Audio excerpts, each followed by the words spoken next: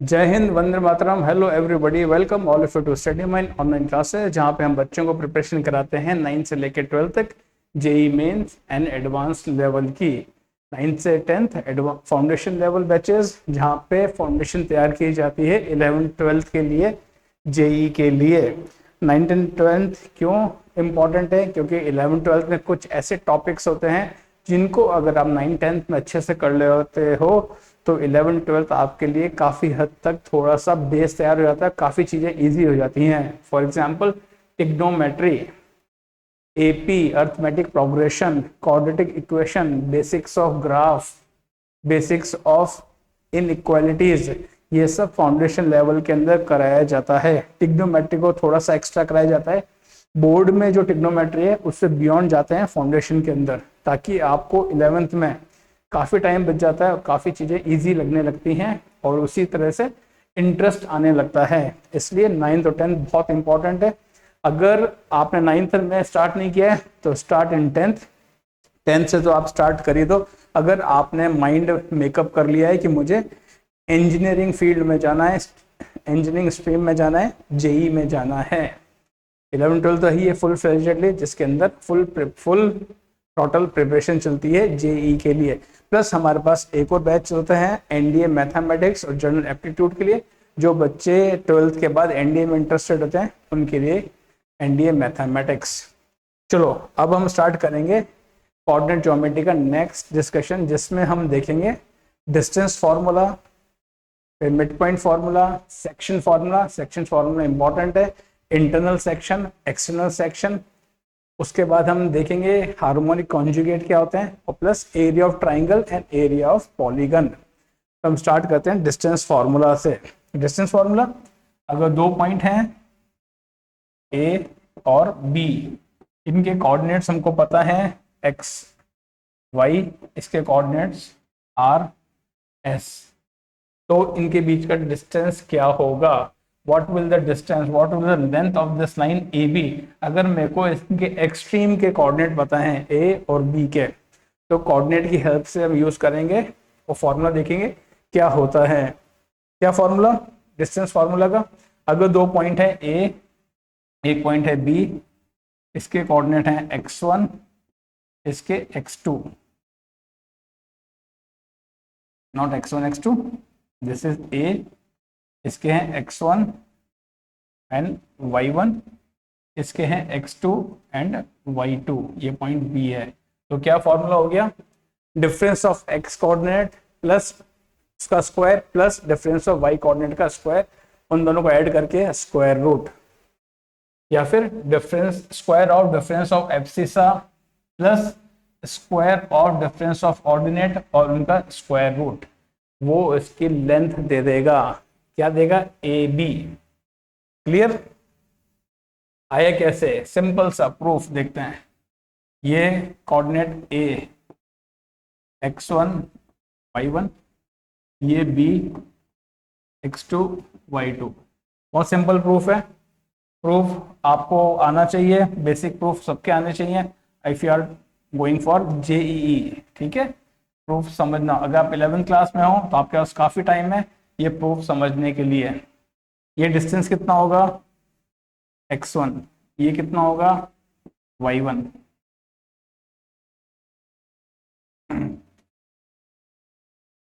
ये डिस्टेंस चाहिए मुझे, ये क्या होगा? x2, और ये पूरा यहाँ से यहाँ तक y2, ये और यहाँ से यहाँ तक कितना है? y1। ये डिस्टेंस कितना हो गया? y2 minus y1। और ये डिस्टेंस कितना हो गया? x2 minus x1। क्लियर? आ गया? ये right angle triangle A B P, A B P is right angle triangle. इसके अंदर पाइथागोरस थ्योरम लगाएंगे। A B square is equal to A P square plus P B square. Clear? A P x2 minus x1, P B y2 minus y1, A B इनका square root हो जाएगा। तो A B कितना होगा? Plus minus, square root लेते हैं, plus minus लगता है, x2 माइनस x1 का square plus y2 minus y1 का स्क्वायर। क्योंकि डिस्टेंस हमेशा पॉजिटिव होता है तो हम इस नेगेटिव को इग्नोर करेंगे और ए बी की वैल्यू आएगी x2 माइनस x1 का whole square plus y2 minus y1 का होल स्क्वायर। ये ए बी की वैल्यू आ गई। आपको ऐसा नहीं कि x2 माइनस x1 नहीं होना चाहिए, क्योंकि ये स्क्वायर के अंदर है तो आप इसको ये भी लिख सकते हो x1 माइनस x2 का whole square plus y1 minus y2 का होल स्क्वायर। क्या ध्यान रखना है क्या? Square root of sum of square of x coordinate and difference of y coordinate. ठीक है, कोई भी दो पॉइंट हैं, distance from the origin, distance from origin, कोई पॉइंट P जिसके कोऑर्डिनेट x और y हैं, ये ओरिजिन हो गया। इसके कोऑर्डिनेट क्या हो गए? 0 0। एक तो सिंपल सा फॉर्मूला है, ये डिस्टेंस कितना हुआ y, ये कितना हुआ x, सीधा पाइथागोरस थ्योरम लगाया, ये डिस्टेंस कितना हो गया x square plus y square. और अगर हम डिस्टेंस फॉर्मूला से करें तो डिस्टेंस फ्रॉम ओरिजिन यानी एक पॉइंट ओरिजिन है, दूसरा पॉइंट ये है P, तो OP कितना होगा x minus 0 square plus y minus 0 का square. Therefore distance from origin कितना हो गया? किसी भी पॉइंट का उसके कोऑर्डिनेट्स के स्क्वायर का सम का स्क्वायर रूट। ये डिस्टेंस फ्रॉम ओरिजिन, कोई भी पॉइंट है 3,2, उसका डिस्टेंस फ्रॉम ओरिजिन क्या हो गया? Under root 2 square plus 3 square. Clear? ये डिस्टेंस फ्रॉम ओरिजिन हो गया। कुछ इंपॉर्टेंट पॉइंट जो हमारे यूज आते हैं, एमसीक्यू क्वेश्चंस में आते हैं, पैरेललोग्राम आपको प्रूव करना है, रेक्टेंगल प्रूव करना है, रोम्बस प्रूव करना है, स्क्वायर प्रूव करना है। क्या प्रूव करना है? आपको वर्टिसेस दे देंगे, 4 वर्टिसेस दे देंगे, a 2,3 है, b -5,1 है, c -9 -1 है और d 1,2 है। Prove that ABCD is a parallelogram. Prove that ABCD is a rectangle. Prove that rhombus is a this ABCD is a rhombus. Prove that ABCD is a square. अब prove तो आएगा नहीं आपको MCQ के अंदर, तो आप ऑप्शन दे सकते हैं these vertices are of parallelogram, rectangle, rhombus, square और what circle. सर्कल होगा नहीं, सर्कल के अंदर तो सर्कल का अभी हम कौन सा स्ट्रेट लाइन का कर रहे हैं। तो पैरेललोग्राम आपको कुछ प्रॉपर्टीज ध्यान रखनी चाहिए। पैरेललोग्राम के लिए क्या होता है? Diagonals bisect each other. Simple. Parallelogram क्या हो गया? पैरेललोग्राम क्या हो गया? अपोजिट साइड्स पैरेलल होती हैं और डायगोनल्स बाइसेक्ट करते हैं एक दूसरे को, ये पैरेललोग्राम हो गया, बाइसेक्ट ईच अदर। तो ये डिस्टेंस इसके इक्वल होगा, ये डिस्टेंस इसके इक्वल होगा और अपोजिट साइड पैरेलल होनी चाहिए। अगर डायगोनल बाइसेक्ट कर रहे हैं तो दैट्स अ पैरेललोग्राम। पैरेललोग्राम के बाद रेक्टेंगल क्या होगा? रेक्टेंगल है स्पेशल काइंड ऑफ पैरेललोग्राम जिसके अंदर डायगोनल इक्वल होते हैं और बाइसेक्ट करते हैं। Diagonals are equal and bisect each other, तब तो वो रेक्टेंगल हो गया। फिर आता है रोम्बस। पैरेललोग्राम क्या होते हैं? एक दूसरे को बाइसेक्ट करते हैं। रोम्बस में क्या होगा? ये एक दूसरे को बाइसेक्ट तो करेंगे, ये साइड इसके इक्वल होगी, ये साइड इसके, ये साइड इक्वल, और एडजेसेंट साइड है, एडजेसेंट साइड भी इक्वल होंगी। तो ये साइड ये सारी इक्वल होंगी, adjacent, all 4 sides will be equal. ठीक है, ये प्रॉपर्टीज आपको ध्यान रखनी है। अगर स्क्वायर होगा, स्क्वायर में क्या बनेगा? डायगोनल इक्वल, बाइसेक्ट भी करेंगे और सारी साइड्स इक्वल होंगी। इसमें डायगोनल्स इक्वल नहीं है, सिर्फ बाइसेक्ट कर रहे हैं और एडजेसेंट साइड इक्वल हैं। इसमें डायगोनल बाइसेक्ट भी कर रहे हैं, इक्वल भी हैं और एडजेसेंट साइड भी इक्वल हैं। रेक्टेंगल में डायगोनल बाइसेक्ट कर रहे हैं एक दूसरे को और इक्वल हैं। डायगोनल बाइसेक्ट कर रहे हैं और इक्वल हैं, सिंपल सी बात है। और पैरेललोग्राम में सिर्फ डायगोनल बाइसेक्ट करते हैं एक दूसरे को।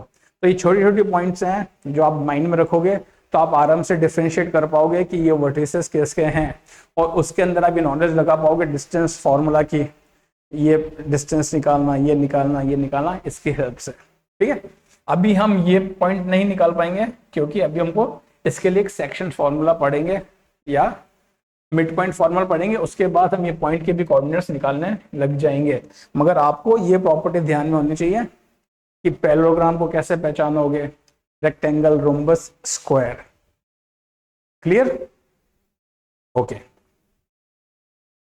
Section formula very important. Section formula, इसके अंदर दो टाइप के सेक्शन फॉर्मूला है, एक इंटरनल सेक्शन फॉर्मूला और दूसरा एक्सटर्नल सेक्शन फॉर्मूला। चैलेंज उसी में आता है, एक्सटर्नल सेक्शन फॉर्मूला में।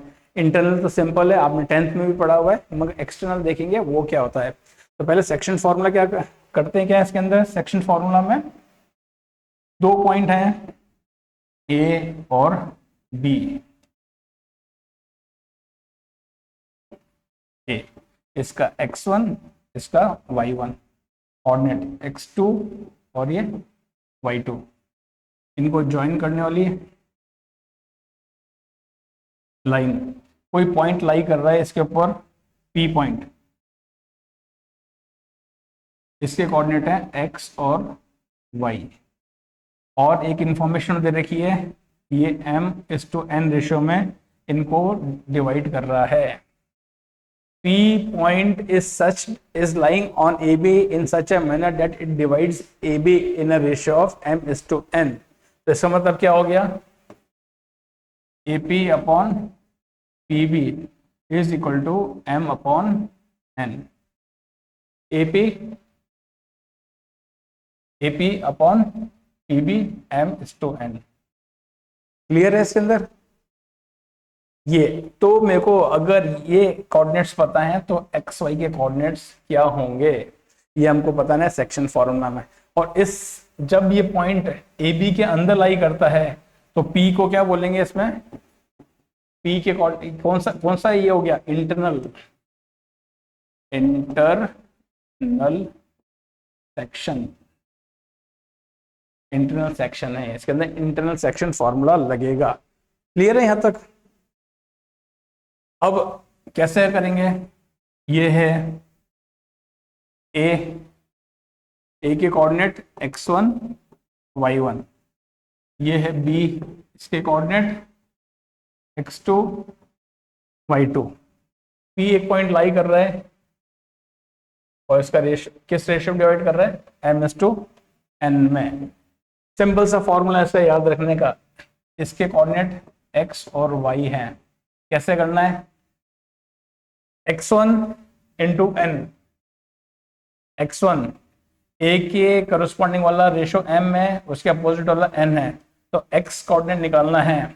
x कोऑर्डिनेट क्या होगा, x1 into n x1 plus x2 into m x2 divided by दोनों का सम m+n।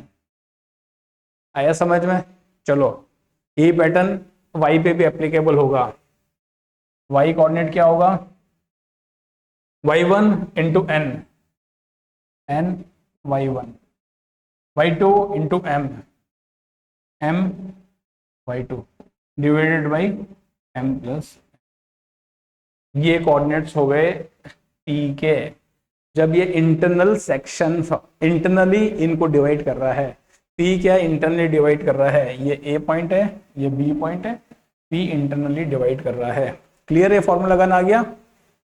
x1 n से, x2 m से मल्टीप्लाई होगा, दोनों का सम होगा, डिवाइड दोनों के रेशियो का सम से। m+n लिखो, n+m लिखो। y के लिए भी सेम, y1 n से, y2 m से, दोनों का सम होगा, डिवाइड बाई m+n। ये कोऑर्डिनेट्स हो जाएंगे इसके जो पॉइंट डिवाइड कर रहा है। तो this is known as internal section formula. कोई पॉइंट, ये A हो गया, ये B हो गया, ये कोई पॉइंट P हो गया, इसके कोऑर्डिनेट्स क्या होंगे, A के कोऑर्डिनेट x1 है, y1 है, B के x2 है, y2 है, और दोनों m/n में है। m x2, ठीक है। चलो एग्जाम्पल करके देख लें। कोई पॉइंट है 3,2 -1,5। ये कोई पॉइंट P है, इसको 2:5 रेशो में डिवाइड कर रहा है। P के कोऑर्डिनेट्स, x कोऑर्डिनेट बताओ। -1 × 5, -1 × 5 प्लस 3 × 2, 3 × 2 डिवाइडेड बाई 2 + 5। ये तो x कोऑर्डिनेट हो गया। y कोऑर्डिनेट क्या होगा? 5 × 5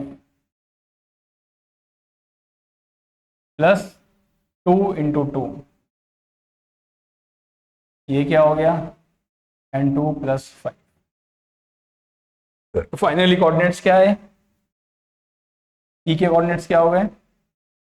-5 + 6, 1/7।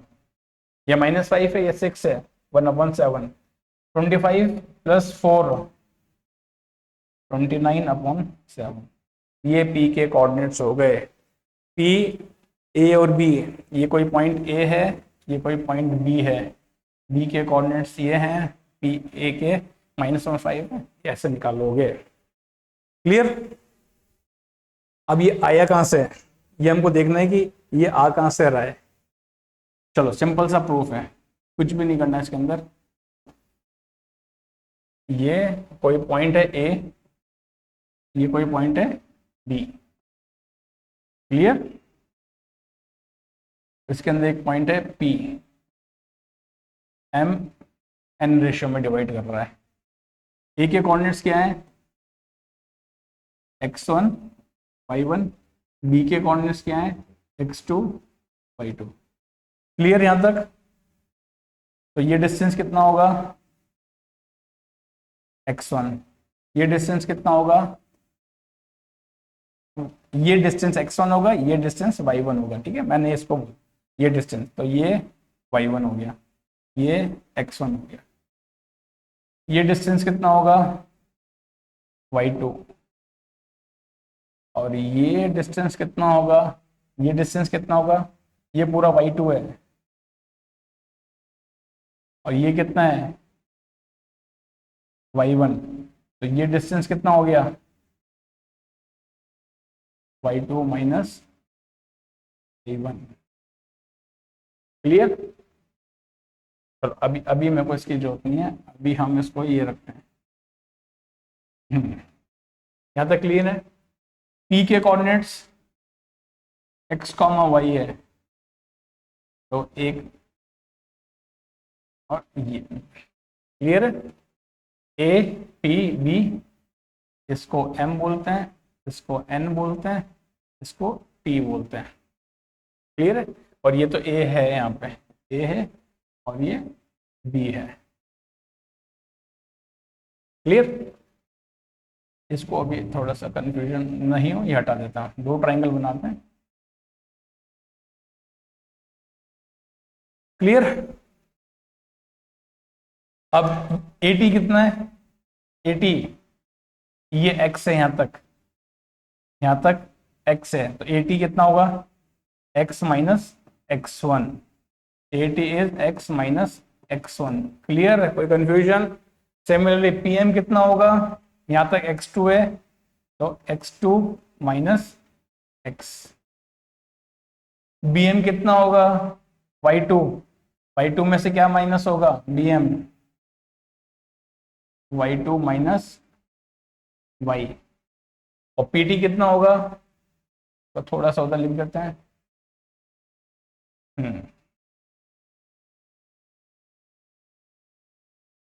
और ये कितना होगा? PM कितना होगा? कितना था यहां तक? x2 - x, ये PM हो गया। PT कितना होगा? y, y - y1। क्लियर? यहां तक तो हमने कुछ किया ही नहीं है, सिंपल सा अभी तक ट्रिग्नोमेट्री लगाई है, कुछ भी नहीं कर रहे हैं इसके अंदर। अब देख रहे हैं ट्राइंगल। कौन सा ट्राइंगल? एक ट्राइंगल ये, दूसरा ट्राइंगल कौन सा, दूसरा ट्राइंगल ये दोनों सिमिलर हैं, सिमिलर हैं, कैसे सिमिलर हैं, this angle equal to this angle, this angle equal to 90 degree, और ये एंगल दोनों के एंगल हैं। Triangle A P T, triangle A P T and triangle P P T दोनों सिमिलर हैं। सिमिलर ट्राइंगल में क्या होता है याद है सिमिलर और कॉन्ग्रुएंट ट्राइंगल के कंफ्यूजन होता है। Congruent twins as it is, congruent twins similar एक जैसे, सिमिलर सेम सेम, जैसे घर में ताजमहल का रेप्लिका रखा हुआ है आपने और एक ताजमहल वहां है, उसी रेशो में जो ताजमहल वहां रखा हुआ है उसी रेशो को कम कर दिया और जो उसका मॉडल बनाया है उसी रेशो के अंदर घर में रखा हुआ है, तो वो उसका रेप्लिका यानी सिमिलर हो गए दोनों। तो ये ट्राइंगल दोनों सिमिलर हैं। और सिमिलर ट्राइंगल की प्रॉपर्टी क्या होती है, उनके साइड्स का रेशो इक्वल होता है। तो एपी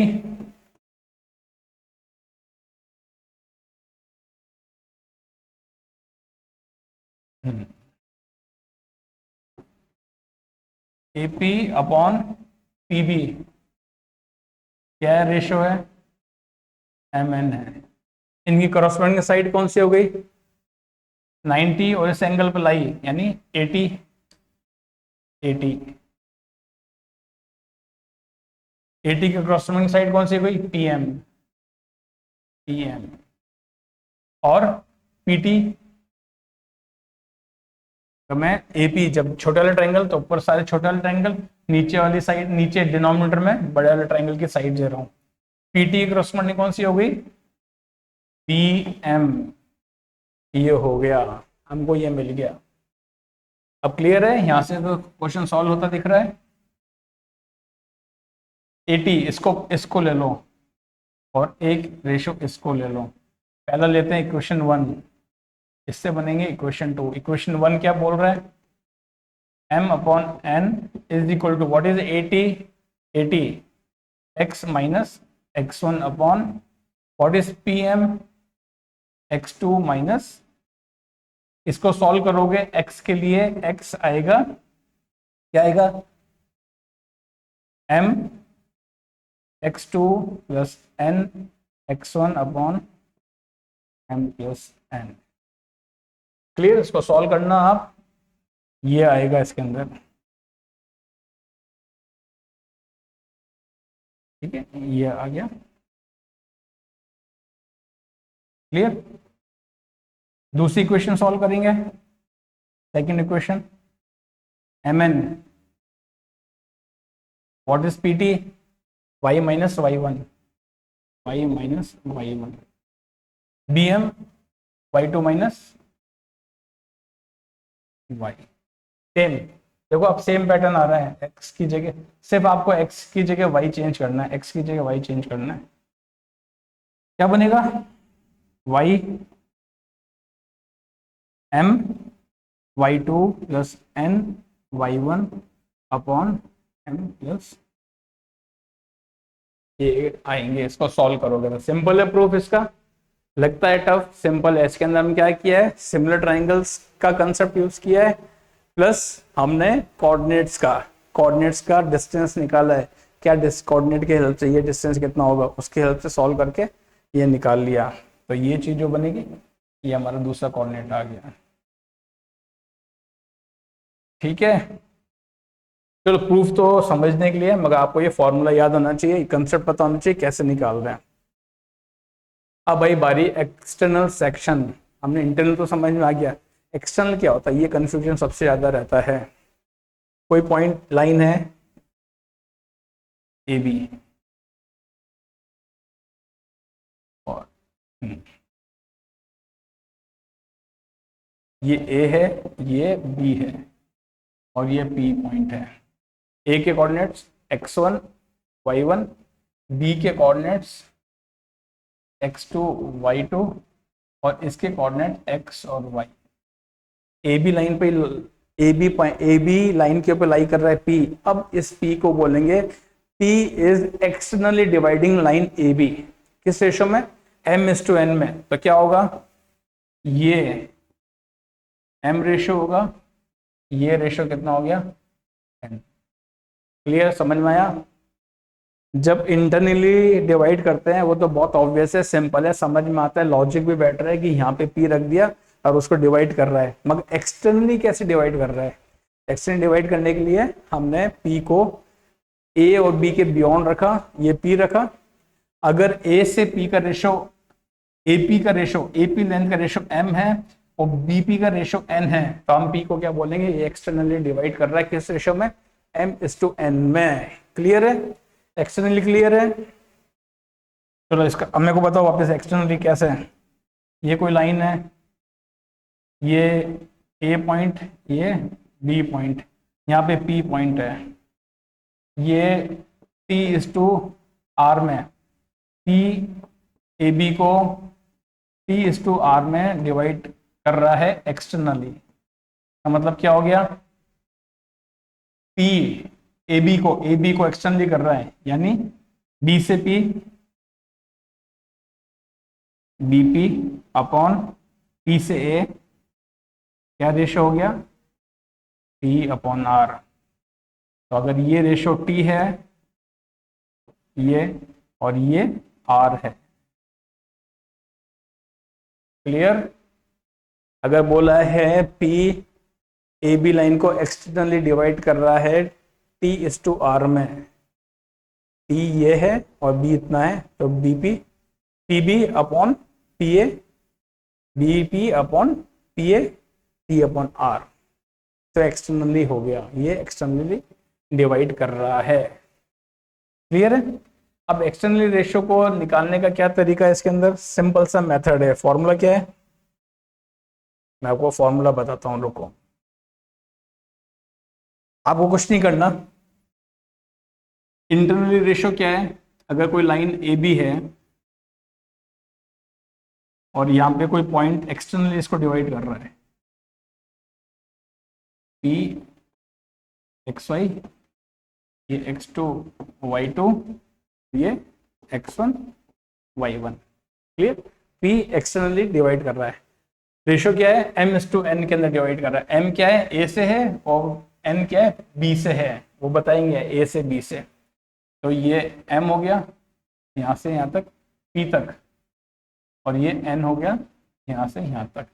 आपको कुछ भी नहीं करना है, जब p एक्सटर्नली है m/n में, आपको इंटरनल वाला फॉर्मूला लगाना है और रेशियोज को नेगेटिव कर देना है।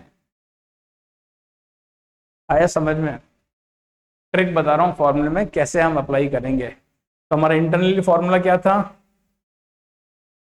क्या होगा आप सोचो, आप ये जब जस्ट सिंपल सोचो, ये a है, ये b है, ये p है, m और n माइनस ये x1 y1 x2 y2। क्या फॉर्मूला जाएगा, p के कोऑर्डिनेट्स क्या होंगे, x1 n x1 minus m2 n minus m, दोनों को ऐड करते हैं।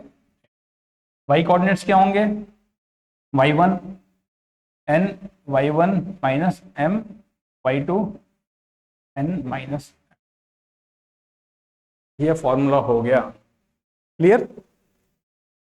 एक्सटर्नल सेक्शन का आप सोचो, यहाँ प्लस होता, यहाँ प्लस प्लस प्लस होता, तो वो same as internal section formula हो गया। तो हमको क्या करना है, कहीं भी क्वेश्चन में दे रखा है p एक्सटर्नली m/n में कर रहा है, इसका मतलब क्या हो गया, इंटरनली क्या कर रहा है, -m/n के अंदर कर रहा है।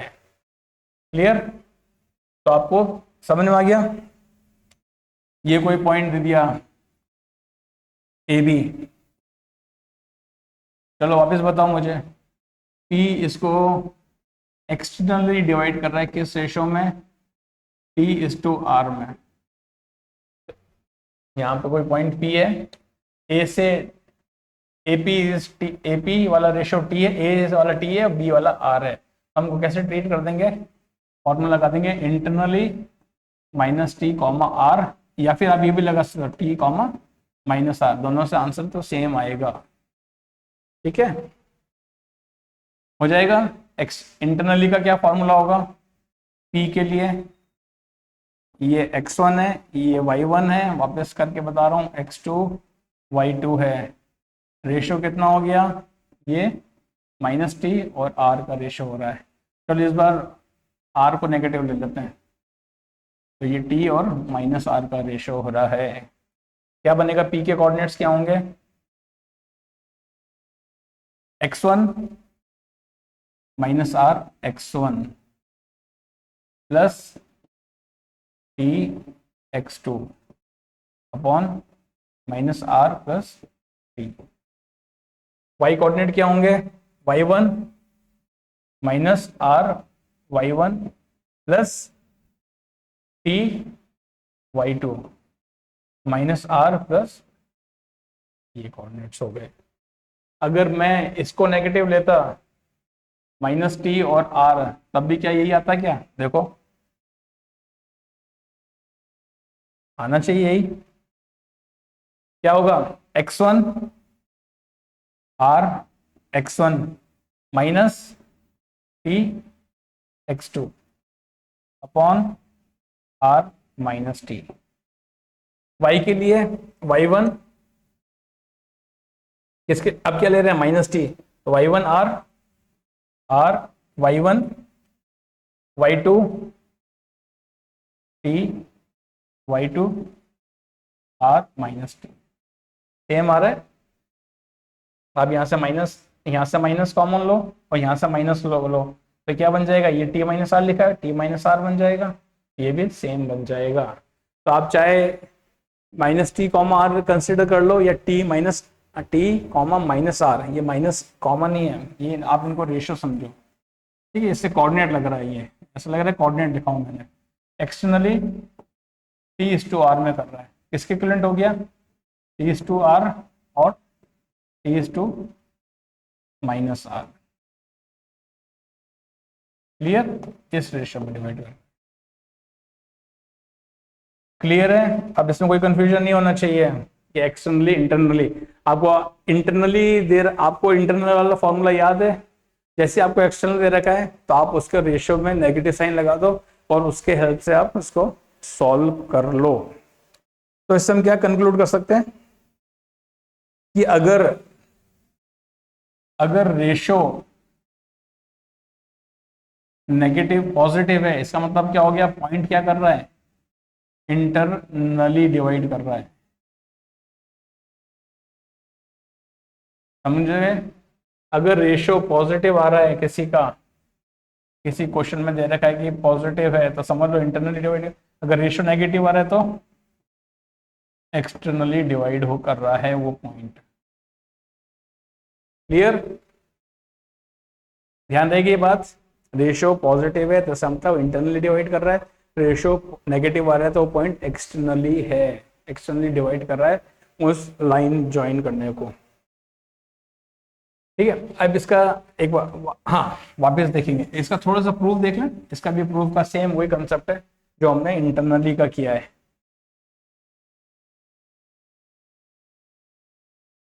ये बनाओ, ये ए पॉइंट, ये बी पॉइंट, यहाँ पे बी पॉइंट होगा, क्यों एक्सटर्नली कर रहा है, ये x2 y2, ये x1 y1, इसके कोऑर्डिनेट क्या हो गए, x और y मान लेते हैं इसके कोऑर्डिनेट, सेम, कुछ भी नहीं करना इसके अंदर। आपको दो ट्राइंगल बनाने हैं, एक ये ट्राइंगल, एक ये ट्राइंगल, इसका रेशियो कितना है पूरे का, एपी, एपी का कितना रेशियो था, हमने m/n में कर रहा है, तो एपी ये रेशियो m हो गया, और ये रेशियो कितना है, ये n में रेशियो में कर रहा है, तो ये रेशियो कितना हो जाएगा, m-n हो जाएगा। ये रेशियो का कंसेप्ट लगा रहे हैं हम इसके अंदर, हाँ AP, AP upon EB, ratio कितना है, m/n है, और एपी कितना है, एपी कितना है, एबी प्लस बीपी, एपी कितना है आ रहा है A B plus P B upon P B upon divide करो A B upon P B तो चाहिए मुझे, A B upon B P plus 1 is equal to M upon N. तो A B upon P B कितना हो गया, 1 को उधर लेके जाओ, M minus N upon. Clear? तो ए बी और बी पी का रेशियो क्या हो गया, M minus N is to N. तो A B is to P B का रेशियो कितना हो गया, M minus N is to N, M minus N is to N. Clear? ये हो गया रेशियो। अब सेम वही सिमिलर ट्रायंगल का कंसेप्ट लगाना है, बस इसके अंदर इंपॉर्टेंट पॉइंट यही था जो हमने किया है, ए बी और बी पी का रेशियो निकालना है, M minus N is to N. अब आ गया तो कोई है ही नहीं, सेम वही वाला कंसेप्ट लगेगा, ये एंगल इसके इक्वल, ये 90 डिग्री, ये 90 डिग्री, ये एंगल दोनों इक्वल हो जाएगा। कलर चेंज कर लेता हूं मैं यहाँ पे, A B upon P B. बहुत सारे बच्चे बोलते हैं सर प्रूफ क्यों करा रहे हो, डायरेक्ट फॉर्मूला करो, समझाओ और आगे बढ़ो, बट नहीं, हम यहाँ प्रूफ करेंगे। जिसको प्रूफ नहीं करना है इसको स्किप करो, फॉर्मूला पे आओ, क्वेश्चन स्टार्ट करो, और जिसको प्रूफ समझना है यहाँ के प्रूफ समझो, एक बार अपने हाथ से कर लो, वेल एंड गुड, समझ में आ जाता है। एक बार भी आप पढ़ लेते हो ठीक है, इसको रटना नहीं है, प्रूफ को कैसे प्रूफ करेंगे आप एक बार बस कर लो, उससे आपकी थोड़ी अंडरस्टैंडिंग बढ़ती है, और फिर आगे क्वेश्चन करना स्टार्ट करो। प्रूफ करने से थोड़ी सी लर्निंग अंडरस्टैंडिंग बढ़ती है। आप प्रूफ कर रहे हैं तो देखो हमने कितनी चीजें समझ ली, सिमिलर ट्रायंगल का समझ लिया, रेशियो कंसेप्ट थोड़ा आगे यहाँ समझ में आ गया, प्लस ये डिस्टेंस है, इसको ट्रायंगल को कैसे यूज करना है ये समझ में आ गया। इसलिए प्रूफ थोड़े से इंपॉर्टेंट होते हैं। अगर सीधा मैं फॉर्मूला बताता हूँ, क्वेश्चन करते सिमिलर ट्रायंगल वाला कंसेप्ट, यहाँ डिस्कशन नहीं आता, किसी बच्चों को होता, किसी को याद नहीं होता, और वो थोड़ा सा कंफ्यूजन रहता। ठीक है, हाँ, A B upon P B, A B कितना है, M minus N upon N. इस साइड का और इस साइड का रेशो, इसकी करस्पॉन्डिंग साइड ये हो गई, इसकी करस्पॉन्डिंग साइड ये हो गई, इसको सी बोल देते हैं। क्या होगा, ए सी, ए बी कौन सा ले रहा हूँ, इस ट्राइंगल का ले रहा हूँ ए बी, तो ए सी अपॉन, और इसको डी बोल देते हैं, बी डी। अब वाली side C B upon D B. Clear? यहां से अब m minus N upon N, A C कितना है, ए सी कौन बताएगा मुझे, ए सी यहां तक x1, यहां तक क्या है x2, तो ए सी कितना हो गया, x2 माइनस x1, तो ये कितना हो गया, x2 minus x1। What is B D, D कितना है x, और ये x2, x माइनस x2। ऐसे ही सी बी कितना है, बी तक कितना है y2 माइनस y1, और डी बी कितना है y minus y2, minus y2, ये पूरा y है और यहाँ तक y2। क्लियर है यहाँ तक? अब आप ये जो इक्वेशन बनेगी पिंक वाली जो बन रही है, ये इक्वेशन 1, ब्लू वाली जो इक्वेशन बन रही है, और इससे जो इक्वेशन बन रही है वो 2, इन दोनों को सॉल्व करो, इसके हेल्प से सॉल्व करोगे तो हमारा सेक्शन x, इससे x कोऑर्डिनेट निकलेगा, इसकी हेल्प से y कोऑर्डिनेट निकलेगा, और क्या आएगा, x कोऑर्डिनेट y कोऑर्डिनेट, जो अभी हमने सेक्शन फॉर्मूला में किए हैं, ये सारे सॉल्व करने के बाद ये बनेगा। क्लियर है? तो आपके पास दो तरीके हैं, एक्सटर्नल सेक्शन को आप रेशो के बेसिस पे कर लो, या फिर एक्सटर्नल पॉइंट का रेशो दे रखा है कि इसमें डिवाइड कर रहा है, उसको इंटरनल में कन्वर्ट करो। इंटरनल कन्वर्ट में क्या करता है, साइन लग जाता है, नेगेटिव का हो जाता है, और फिर आप बस इंटरनल सेक्शन का फॉर्मूला यूज कर लो, नेगेटिव रेशो यूज करके, उससे आपका फॉर्मूला लग जाएगा। क्लियर? अब एक नेक्स्ट फॉर्मूला है मिड पॉइंट फॉर्मूला। किसी भी दो पॉइंट्स हैं उनको ज्वाइन करने वाली लाइन का मिड पॉइंट क्या होगा, ए बी। ये x1 है, ये y1 है, ये x2 है, ये y2 है। इसका मिड पॉइंट अगर p है, p के कोऑर्डिनेट्स क्या हो गए, x1 plus x2 upon 2 y1 plus ये कोऑर्डिनेट्स हो गए p के। सेम सेक्शन फॉर्मूला अप्लाई किया इसके अंदर, ये a है, ये b है, ये p पॉइंट है, इसके कोऑर्डिनेट्स x और y हैं। इसके x1 y1 x2 y2 के x और y है। सेक्शन ये 1:1 है, मिड पॉइंट है तो 1:1 होगा। ये यहाँ पे क्या होगा, x कॉमा y कितना होगा, चलो बताओ। x1 x2 1 से multiply divide by 1 + 1 2, comma y1 1 से मल्टीप्लाई y2 1 से मल्टीप्लाई डिवाइडेड बाई 1 प्लस। तो मिड पॉइंट बहुत सिंपल होता है, दो कोऑर्डिनेट्स, दो पॉइंट्स दे रखे हैं, उनके x कोऑर्डिनेट को ऐड करो, हाफ करो, y कोऑर्डिनेट्स को ऐड करो, हाफ करो, मिड पॉइंट के कोऑर्डिनेट्स मिल जाएंगे। आपको ये याद होना चाहिए। याद रहेगा, इंपॉर्टेंट नोट, इफ m:n अगर रेशियो पॉजिटिव है देन डिवीजन इज इंटरनल, अगर रेशियो नेगेटिव है, नेगेटिव कहाँ चला गया, नेगेटिव है, देन डिवीजन इज एक्सटर्नल। हमने डिस्कस कर चुके हैं क्यों एक्सटर्नल, क्यों डिवीजन नेगेटिव। तो आपको कहीं भी दे रखा है रेशियो, कोई पॉइंट p -2:3 में डिवाइड कर रहा है, इसका मतलब डायरेक्टली क्या दोगे, पॉइंट एक्सटर्नली डिवाइड कर रहा है। 7:15 में डिवाइड कर रहा है, इसका मतलब सिंपल में डायरेक्टली क्या दूंगा, इंटरनली डिवाइड कर रहा है। रेशियो देख के बोल सकता हूं मैं क्यों, और रेशियो देख के क्यों बोल सकते हैं, क्योंकि अभी हमने इतना सारा कंसेप्ट पढ़ा है। हमने अभी फॉर्मूला पढ़ा ना, यहाँ पे ये प्रूफ किया है, इसलिए नेगेटिव आ जाता है इसके अंदर।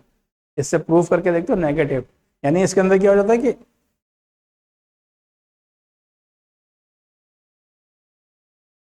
हाँ, हो क्या रहा है इसके अंदर, रेशियो इंटरनली का फॉर्मूला क्या होता है, x1 n x2 m n plus m। इसका क्या है, y1 n plus y2 m n plus m, यानी x1 n अपोजिट वाला होगा, ये a है, ये b है, तो एक x1 तो यहाँ पे n जा रहा है, यहाँ पे m, तभी तो ये x1 y1 x2 y2। Internally आती है नेगेटिव लग जाता है यहाँ पे, तो क्या बच जाएगा, एक्सटर्नली होते ही एक्सटर्नल का क्या फॉर्मूला बनेगा, x1 n minus x2 m upon n minus m, या फिर और दूसरा y1 n minus y2 m upon n minus m। इसको हम ये भी तो बोल सकते हैं, n x1 प्लस रेशियो क्या हो गया, n:2 minus m internally, n y1 plus minus m y2 n plus minus m। तो अगर मैं इस फॉर्मूला देखूंगा तो ये ऐसे ही लग रहा है ना, n:2 माइनस m में डिवाइड कर रहा है, n:2 माइनस m में डिवाइड कर रहा है। इसलिए हम क्या करते हैं, अगर नेगेटिव दे रखा है तो वो एक्सटर्नली डिवाइड कर रहा है, और रेशियो पॉजिटिव है तो डिवीजन इज इंटरनल। क्लियर, इसको वापस देखो, नहीं समझ में आ रहा है तो रिवाइंड करो, दो टेक्निक्स क्या बताई हैं, उससे कैसे हम सॉल्व करेंगे questions. Clear, important note, very important, whenever we have choice to assume ratio then it's better to assume ratio as k is to 1 instead of m/n। कहीं कहीं क्वेश्चंस में हमको लेट करना पड़ता है, लेट द रेशियो बी, उसमें क्या करेंगे हम, रेशियो बी m/n नहीं बोलेंगे, क्या बोलेंगे k/1 बोलेंगे। m/n करते हैं तो हमारे पास दो वेरिएबल आ जाते हैं, एक m और एक n। k/1 करेंगे तो हमारे पास एक ही वेरिएबल होगा k, कैलकुलेशन थोड़ी इजी हो जाती है। m/n बात तो वही है, ये क्या मिल गया और इस चीज को k बोल दिया। आई बात समझ में? इसलिए हम एक वेरिएबल लेते हैं k/1, λ/1, बुक्स में आपको दिखेगा λ/1 ratio, k lambda a b whatever, एक कांस्टेंट है ये, k का मतलब कांस्टेंट, उसको लैम्डा बोलो k बोलो वॉट एवर। तो ये ध्यान क्या रखना है, जब भी हमको अज्यूम करना है रेशियो, अज्यूम कर रहे हैं जब हम क्वेश्चन में अज्यूम करना है, let the ratio B a/b नहीं बोलेंगे, m/n नहीं बोलेंगे, हम मानेंगे λ/1। लैम्डा अपने आप में फ्रैक्शंस में या होल नंबर में आएगा, वो अकॉर्डिंगली वो रेशियो निकल जाएगा। याद रहेगी बात?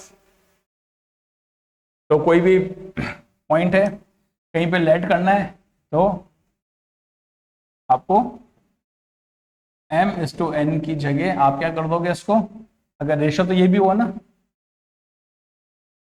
और इस चीज को एक नया नंबर दे देंगे k/1। तो हम जब भी अजम्पशन करना है k/1 के रेशियो में ऐसे अज्यूम करेंगे, k की कुछ वैल्यू आएगी, k की वैल्यू ऐसे आ जाएगी, फॉर एग्जांपल 3/2, या k की वैल्यू आ गई 5, 3/2 आया तो इसका मतलब रेशियो क्या हो गया 3:2। 5 आया तो रेशियो क्या हो गया 5:1। क्लियर? तो हमको जब भी अज्यूम करना है तो लैम्डा के फॉर्म में, एक के फॉर्म के अंदर। हार्मोनिक कॉन्जुगेट एक छोटा सा टॉपिक है, समझने के पॉइंट ऑफ व्यू से थोड़ा इंपॉर्टेंट है, मगर एग्जाम पॉइंट ऑफ व्यू से ज्यादा इंपॉर्टेंट नहीं है। आप चाहो तो उसको स्किप कर सकते हो, मगर बुक्स में दे रखा होता है, उसको डिस्कस करते हैं तो समझ लेते हैं। कोई इतना रॉकेट साइंस नहीं है, छोटा सा कंसेप्ट है, आपको बस समझना चाहिए। बहुत कंफ्यूजन होता है बच्चों को क्योंकि उन्होंने अच्छे से नहीं समझ रखा होता है। होपफुली अभी के जो हमारा नेक्स्ट 2 मिनट का जो डिस्कशन होगा उसके बाद से आपको एकदम क्लियर हो जाएगा। क्या बोला समझो, if P divide AB internally, कोई लाइन है AB,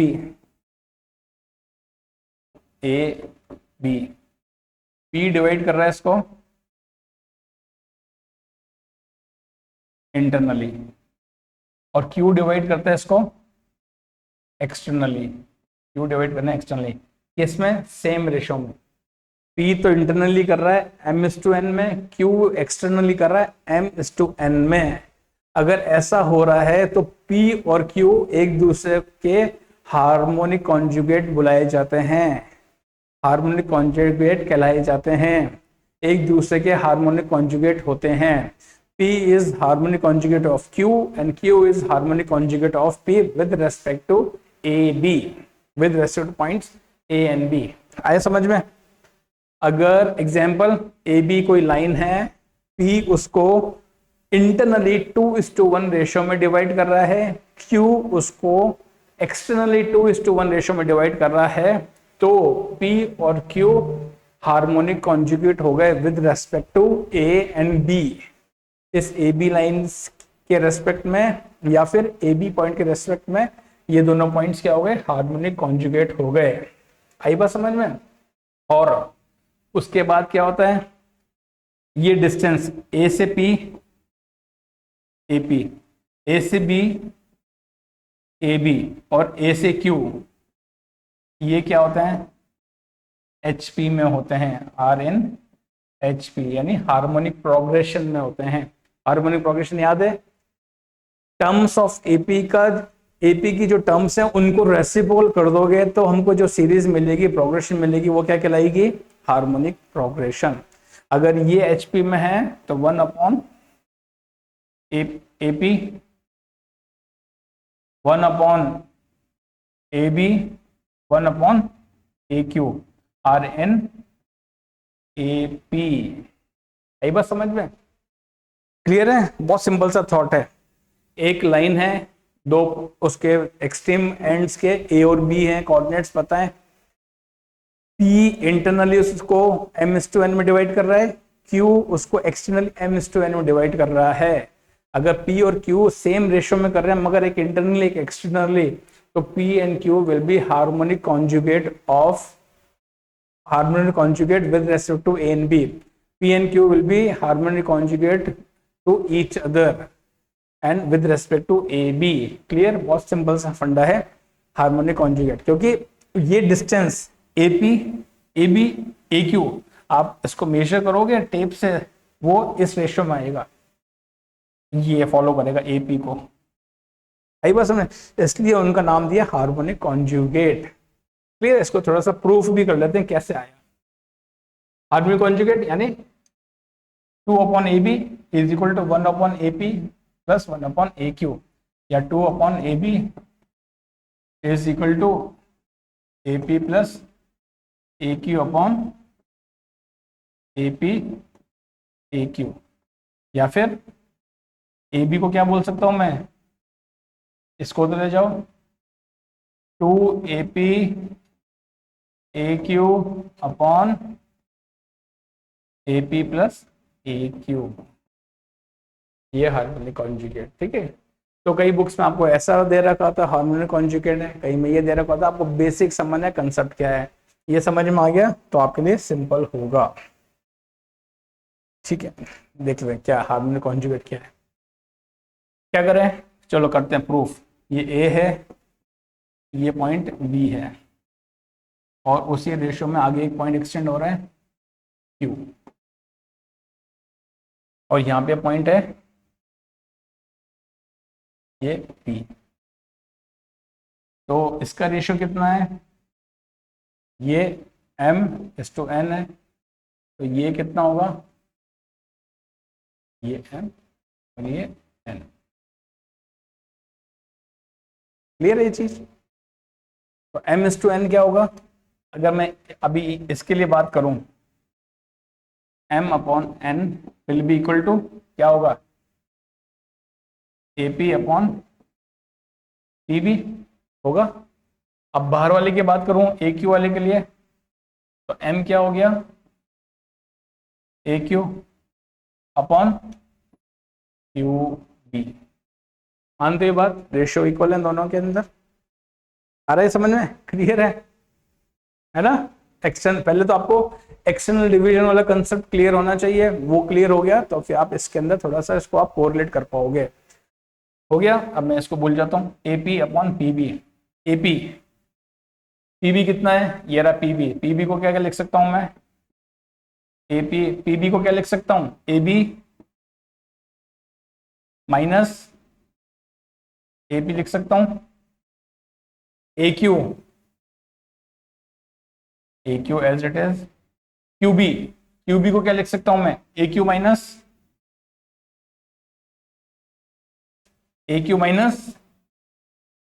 AB। ये लिख सकता हूं, नहीं लिख सकता हूं, देखो आप, लिख सकता हूं, समझ में आ गया?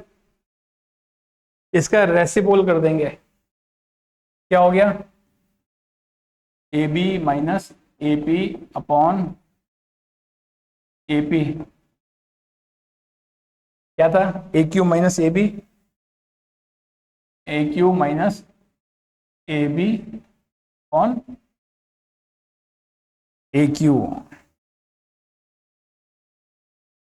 डिवाइड करो इनको, क्या बना, AB/AP -1 माइनस AB/AQ। 1 को तो लेके जाओ, 2 हो गया, ये इधर आएगा, AB कॉमन हो गया, क्या बना, आगे आंसर दिख रहा है? यस, दिखा दिखा दिखा, इक्वल टू 2।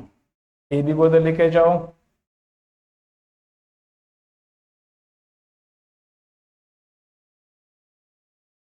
दिख गया, 2/AB is equal to 1/AP plus 1/AQ।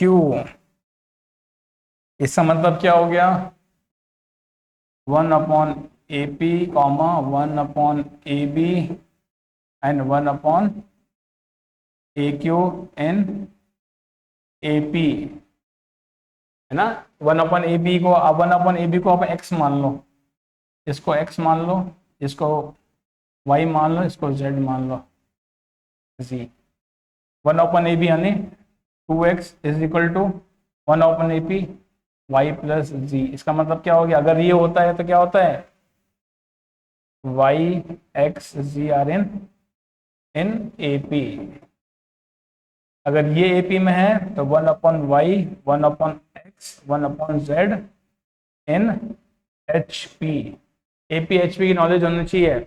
Usually coordinate पे हम तब आते हैं जब हमने 11th में आके सबसे पहले ट्रिग्नोमेट्री करते हैं, फिर अर्थमेटिक प्रोग्रेशन करते हैं, उसके बाद क्वाड्रेटिक इक्वेशन करते हैं, फिर अर्थमेटिक प्रोग्रेशन जीपी एचपी करते हैं, इनइक्वालिटीज करते हैं, थोड़ा बेसिक वाली चीजें कर लेते हैं, फिर कोऑर्डिनेट पे हम जंप करते हैं। ठीक है, इसलिए अगर थोड़ा सा आपको लग रहा हो कि एपी क्या है सर, एचपी क्या है, तो डोंट वरी, आप एपी एचपी एक बार कर लोगे तो आपको ये सब चीजें समझ में आ जाएंगी। और जिन्होंने किया हुआ है तो कोई उनके लिए कोई भारी कंसेप्ट नहीं है। ठीक है, तो X Y Z in A P, तो ये अगर एपी में है 1/AP, तो ये एपी में, तो AP BP A Q will be in HP. Clear हो गया। अगर ये एपी में है तो इनका रेसिप्रोकल करोगे तो AP A B and A Q are in HP। HP मतलब हार्मोनिक प्रोग्रेशन। ठीक है, हार्मोनिक प्रोग्रेशन।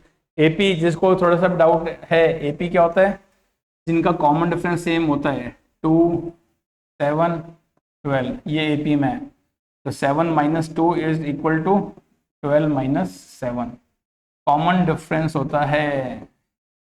इसके बीच में जो डिफरेंस है वो इसके बीच में डिफरेंस होगा। नेक्स्ट टर्म क्या होगी, डिफरेंस कितना है, 5 का है, तो यहाँ क्या हो जाएगा 17, नेक्स्ट टर्म क्या हो जाएगी 22, ऐसे चलेगा। तो ये AP है, दिस इज AP।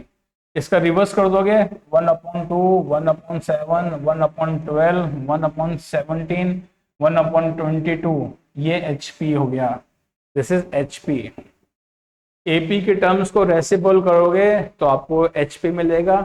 HP की टर्म्स, अगर कोई टर्म्स HP में है उनको रेसिप्रोकल करोगे तो आपको AP मिलेगा। तो वही कंसेप्ट है। क्लियर, होपफुली आपको क्लियर होगा। क्या क्या किया अभी तक हमने, distance formula, mid point formula, section formula, section के अंदर internal section, external section, ratios देखे, पॉजिटिव नेगेटिव का क्या सिग्निफिकेंस है, क्या कंसेप्ट है, क्यों नेगेटिव लेते हैं तो एक्सटर्नल होता है, पॉजिटिव लेते हैं तो इंटरनल होता है, प्लस एक छोटा सा कंसेप्ट हार्मोनिक कॉन्जुगेट। ठीक है, next very simple topic, area of triangle. अगर मुझे किसी ट्राइंगल के कोऑर्डिनेट्स पता हैं, ये x1 y1, ये x2 y2, ये x3 y3, तो उसका एरिया कैसे निकालेंगे। एरिया कैसा हो गया, हाफ, आप साइक्लिक ऑर्डर में लो, x1 फिर y2 - y3, x2, x2 के बाद क्या आता है 2 के बाद, मगर y चलेगा 3 1, फिर 3 के बाद 1 2, ऐसे याद रखना है, याद रहेगा। एरिया ऑफ ए ट्राइंगल, अगर ये तीन कोऑर्डिनेट्स दे रखे हैं, area of triangle very simple, x1 y1, x2 y2 और ये x3 y3। प्रूफ देख लें क्यों क्यों आ रहा है, वो आ क्यों रहा है, कैसे आया, सिंपल सा प्रूफ है, आपको कुछ नहीं करना। एक ये, ठीक, ट्रेपेजियम दिख रहे हैं आपको, मुझे हेल्प करोगे। ये ए है, ये बी है, इसको मैं सी डी, इसको ई बोल देते हैं, तो एफ बोल देते हैं। कितने ट्रेपेजियम दिख रहे हैं मुझे, एक ट्रेपेजियम मैं ग्रीन में मार्क कर रहा हूं,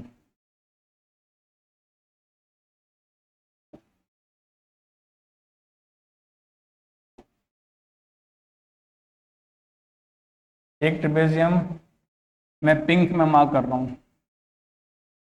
कौन सा ट्रेपेजियम दिख रहा है, पिंक वाला दिख रहा है, ये वाला।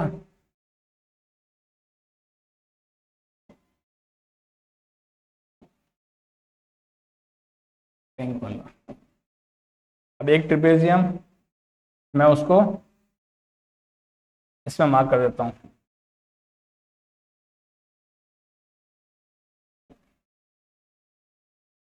एरिया ऑफ ट्रायंगल क्या होगा?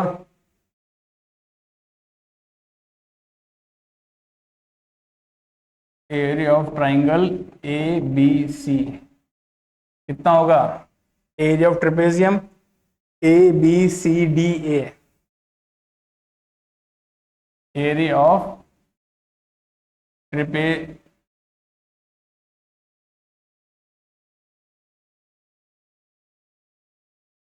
कौन सा? A B C D A plus area of trapezium A D E, A D E F A minus area of trapezium B B C D, B C E F and B, ये area of triangle होगा। Clear है? और area of trapezium क्या होता है? What is area of trapezium?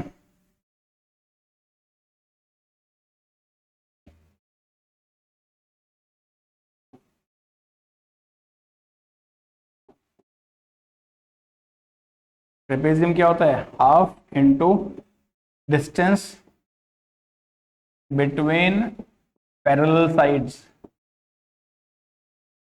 Into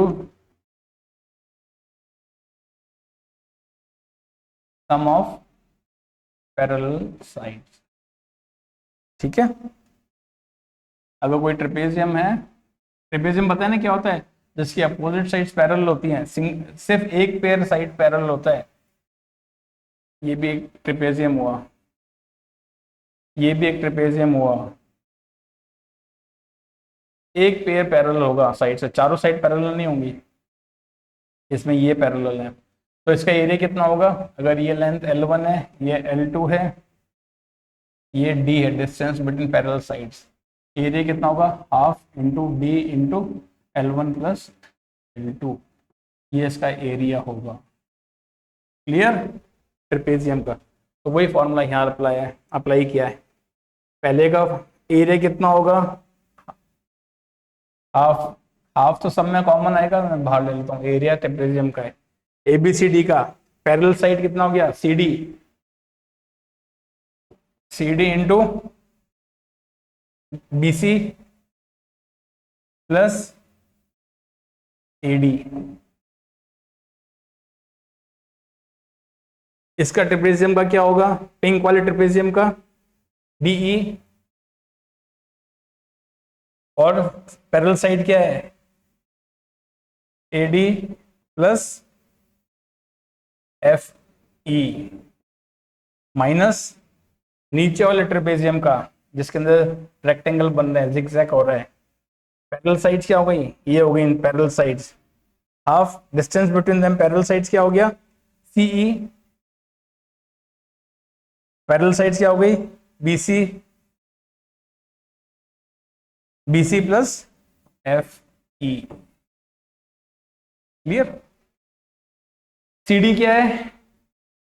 CD यहां तक x1, ये क्या x2, तो CD कितना हो गया? What is CD? यहां से यहां तक कितना हो गया? x1 minus x2। CE कितना हो गया? E का कितना? x3, ये कितना हो गया? x3 minus x2। Clear? DE कितना हो गया? x3 minus x1। Similarly FE कितना हो गया? y3, FE y3 हो गया। ये कितना होगा? AD बताओ कितना होगा? AD कितना होगा? y1। ये कितना होगा? BC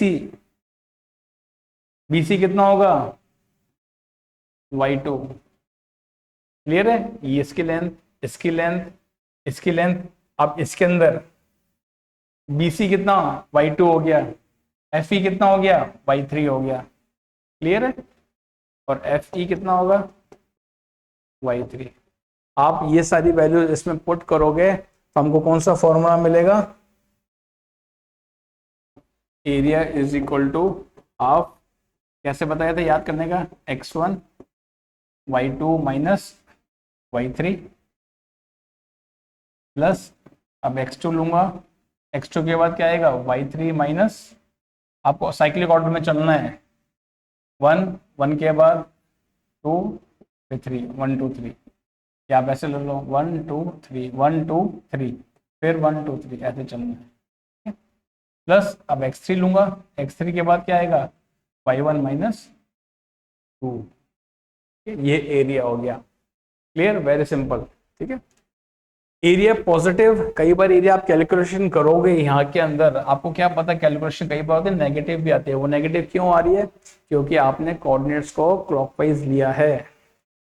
ठीक है,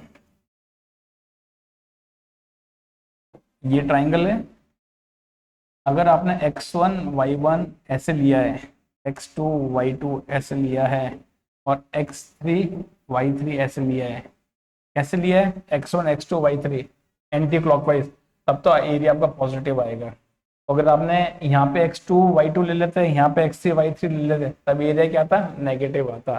तो एरिया नेगेटिव आए चाहे पॉजिटिव आए, कोई टेंशन नहीं है, नेगेटिव आ रहा है नेगेटिव साइन हटाओ और सिर्फ पॉजिटिव वाले को रिपोर्ट करो, उसको आंसर करो, वो आंसर होगा। क्लियर। दूसरा फॉर्म एरिया याद करने के लिए, डिटरमिनेंट, जिसको डिटरमिनेंट आता है, ये मॉडुलस का साइन है और ये डिटरमिनेंट का साइन है। ठीक है, दिस इज मॉडुलस, मॉड मतलब पॉजिटिव वैल्यू लेनी है, ये दोनों मॉडुलस है। और ये सब क्या है, ये वाला क्या है, ये डिटरमिनेंट का साइन है, डिटरमिनेंट। अगर किसी ट्राइंगल के vertices x1 y1 x2 y2 x3 y3 हैं, उससे एरिया क्या होगा, हाफ टाइम्स डिटरमिनेंट इस फॉर्म में, x1 y1 1 x2 y2 1 x3 y3 1।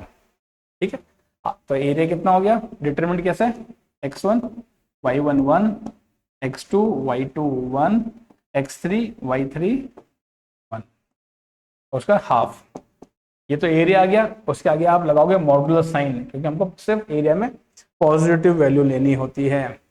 तो आप एरिया ऐसे भी लिख सकते हो,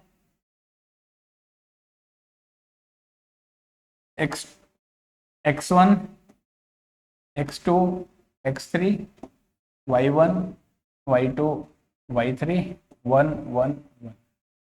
ठीक है, this is same as x1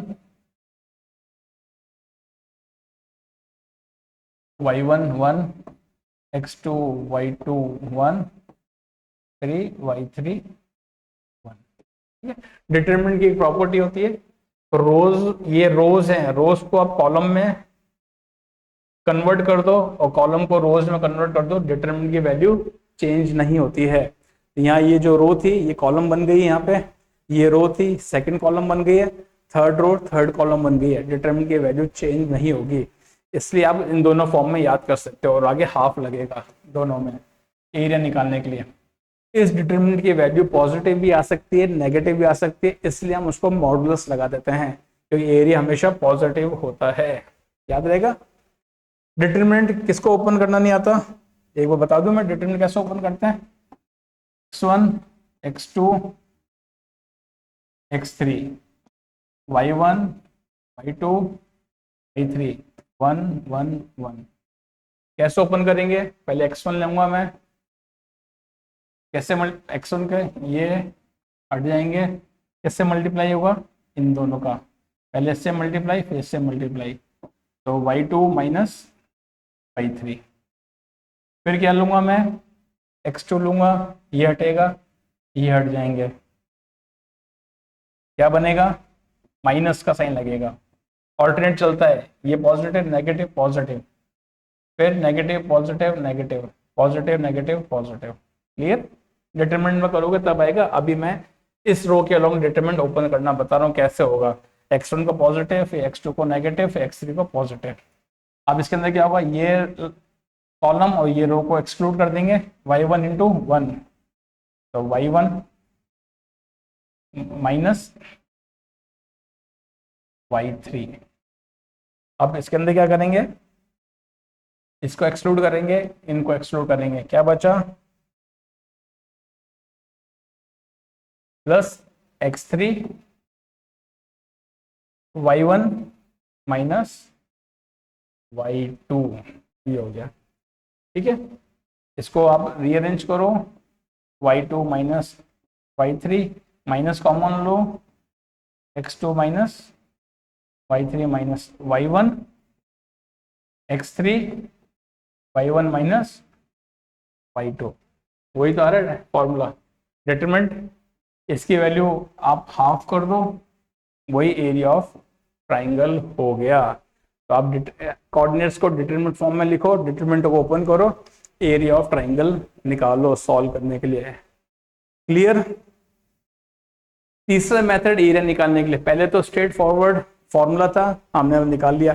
दूसरा मेथड क्या, डिटरमिनेंट फॉर्म था।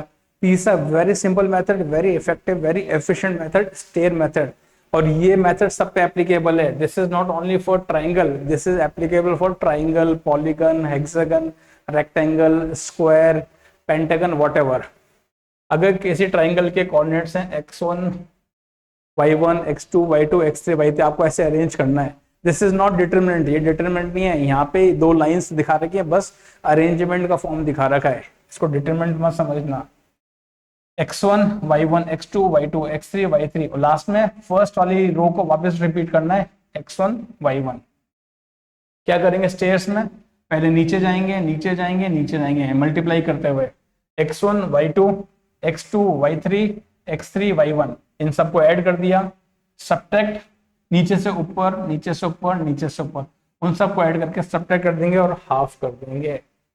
ठीक है, ये फॉर्मूला तो वही है, थोड़ा सा ये जो नंबर्स का रीअरेंजमेंट हो रहा है ताकि एक अलग मेथड मिल जाए और उनको याद करना इजी रहे।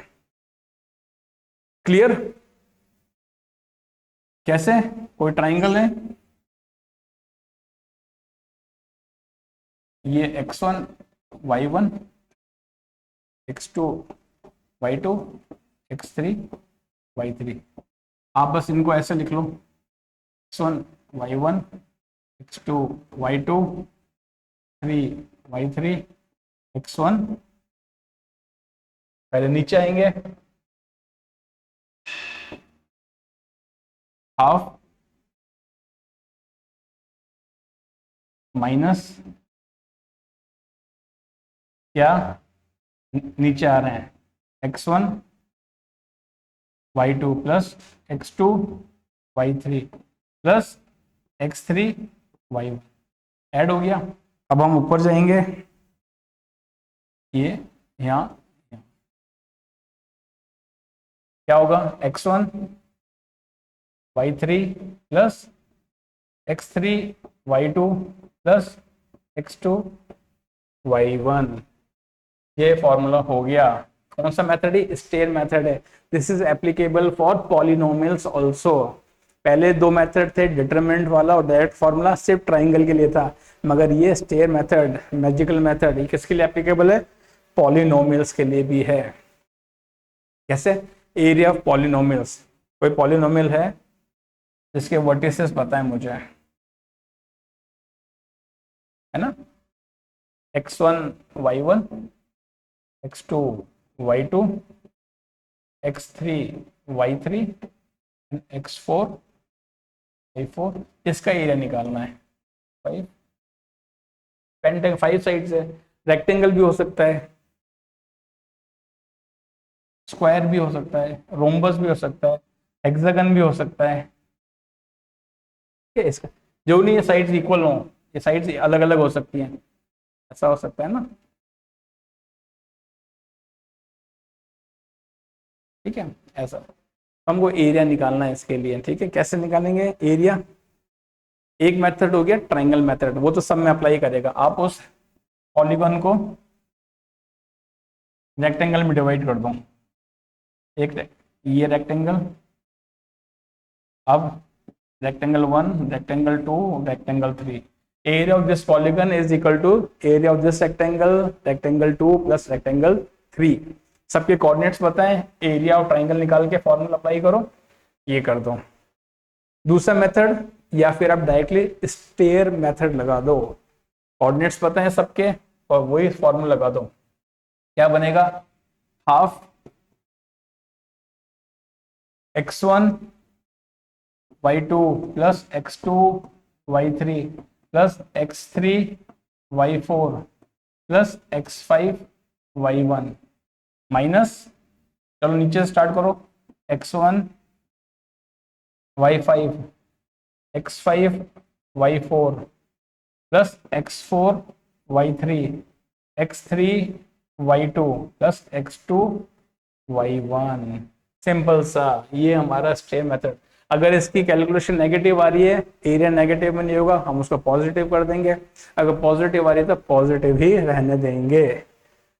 ध्यान देगा, स्टेयर मेथड अगर ऐसी एन साइड का कोई है, x1 y1 x2 y2 x3 y3, ये xn yn, लास्ट में x1 y1 को रिपीट करना है और स्टेयर मेथड लगाओ पहले इन सबको, उसके बाद इनको।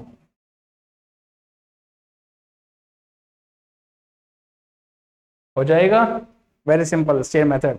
स्टेयर मेथड याद रखो आप लोग, कभी भी एरिया ऑफ पॉलीगॉन निकालना हो या एरिया ऑफ ट्राइंगल निकालना हो, आप आराम से निकाल सकते हो।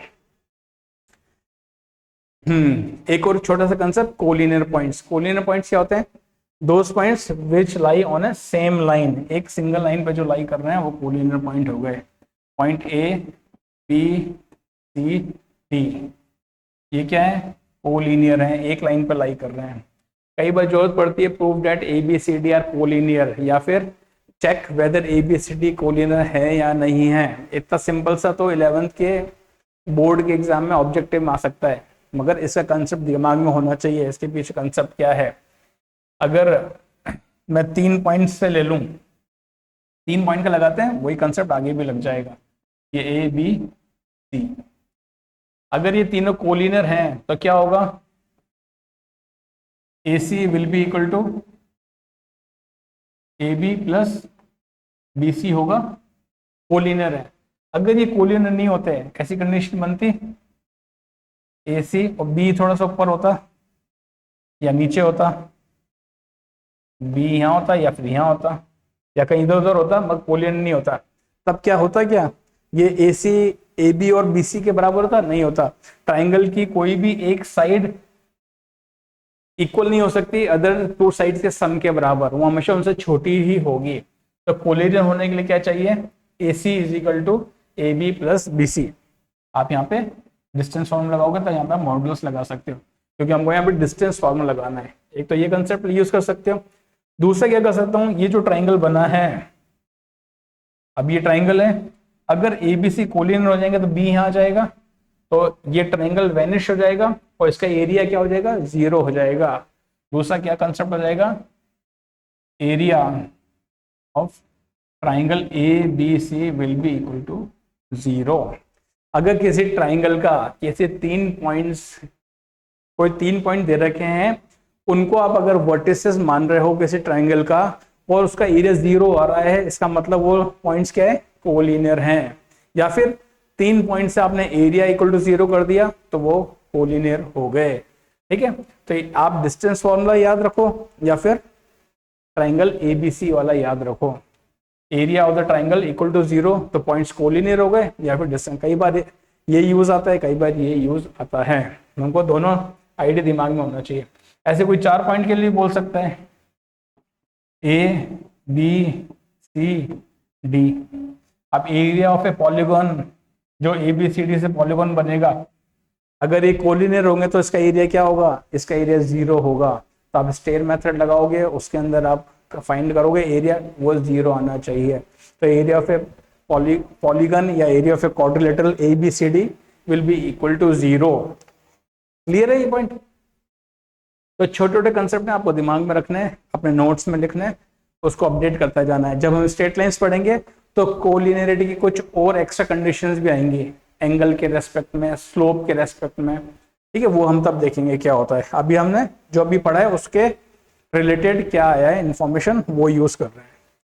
ठीक है बच्चों, आज यहाँ तक ही रखेंगे। नेक्स्ट डिस्कशन होगा हमारा स्ट्रेट लाइंस। हमने बेसिक तो पढ़ लिया है, एक डिस्कशन और लगेगा छोटा सा बेसिक्स का, जिसके अंदर इंपॉर्टेंट पॉइंट्स हम पढ़ेंगे। सेंट्रोइड क्या होता है, सरकम सेंटर, ऑर्थो सेंटर, ये सब चीजों के बारे में हमको पढ़ना है। ठीक है, इन सेंटर, एक्स सेंटर, वो सब चीजें पढ़ेंगे। उसके बाद हम फिर स्ट्रेट लाइन पे मूव करेंगे, स्ट्रेट लाइन के बाद सर्कल्स, पैराबोला, ऐसे चलेगा। अच्छे से प्रैक्टिस करो, प्रैक्टिस प्रैक्टिस, अपनी फॉर्मल नोटबुक को अपडेट करते चलो, अपडेट करके वीकली रिवीजन करते चलो। सब टॉपिक जो जो होते जा रहे हैं उनका रिवीजन वीकली पॉइंट बना लो, मेरे को हर संडे को रिवाइज करना है। और प्रैक्टिस करो questions, concept, questions and PYQs, ये आपको करना ही करना है, ये चलेगा। और इन सब में बराबर टाइम देना, ये नहीं कंसेप्ट ही कंसेप्ट पढ़े जा रहे हो, कंसेप्ट ही कंसेप्ट नहीं, क्वेश्चंस ही क्वेश्चंस कर रहे हो बिना कंसेप्ट के, तो आपको बहुत टाइम लगेगा क्वेश्चंस में। कंसेप्ट पढ़ लो, ये थ्योरी पढ़ लो, नोट्स बना लो, उसके बाद क्वेश्चन स्टार्ट करो। एक लेवल ऑफ क्वेश्चंस कर लिया आपने, ये नहीं क्वेश्चन हजार हैं बुक्स में, तो बहुत क्वेश्चन है, कितने करोगे, तो थोड़े सारे मिक्स बैक कर लो, कुछ टफ, मीडियम, स्मॉल, वो कर लो। उसके बाद PYQs पे आ जाओ और देखो आप कहाँ अटक रहे हो, क्या कंसेप्ट नहीं लग रहा है। ठीक है, ऐसे प्रैक्टिस करते चलो और बढ़ते चलो। Take care, happy studying, bye bye, see you.